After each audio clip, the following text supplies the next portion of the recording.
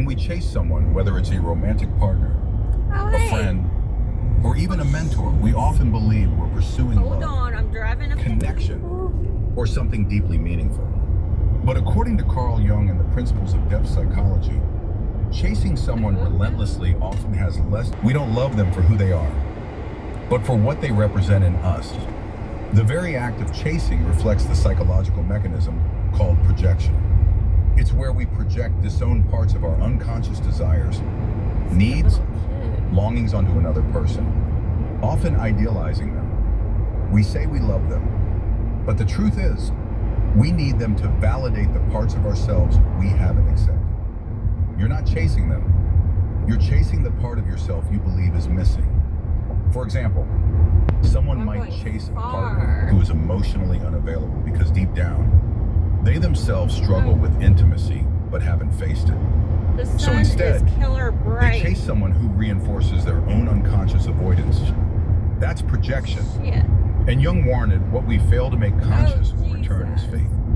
1, 2, the inner child and the unhealed wound. Underneath the chase often lies a wounded inner child, a psychological archetype Jung described as part of the personal unconscious. This inner child, the ego wants approval and control. It's a fragmentation that keeps you trapped in patterns that rob you of energy, clarity. You chase healing through the very wound that caused the pain. Integrate what you idealize.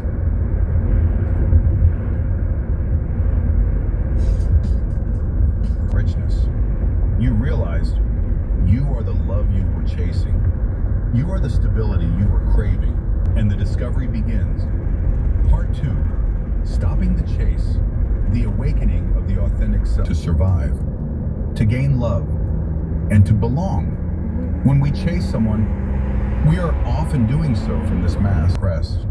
Before you were consumed with proving yourself, before you lost your voice in the noise of their absence, this is not the path of forgetting. It is the path of reclaiming. 2, or the shift from addiction to awareness. Chasing someone can feel like an addiction. The highs of their attention, the lows of their silence, the dopamine rush when they text back, the heartbreak when they don't. According to Jungian psychology, addiction is not simply a chemical dependency, it is a spiritual cry for wholeness. You were never addicted to them. You were why you were drawn to them, why you ignored red flags, why their rejection hurt so deeply. Yourself in someone else's story. This awareness is the beginning of freedom. Because what you are conscious of, you can choose. And nouns. Making a dinner that makes their whole day. Many people go back to the process begins, like lead turning to gold. Your pain begins to transform not by being fixed, but by being felt. This is inner work, shadow work. It's where you sit with your disappointment, your unmet expectation, your grief, and you don't run. Instead, you listen. You might hear, I've always felt unworthy. I'm afraid no one will ever really see me. And in hearing that, you begin to parent the inner child. You begin to care for the wounded soul that chased love, but out of fear. In silence, your true voice returns. 2, 6, the emergence of self-compassion. Jung wrote, the most terrifying thing is to accept oneself completely. When you stop chasing someone, the first thing that arises is often judgment.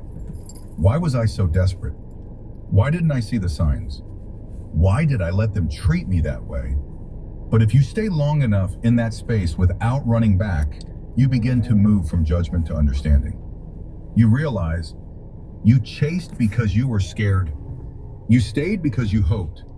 You forgave because you loved. And that is human. I wasn't enough for them. You begin to say, they weren't aligned with who I'm becoming. Instead,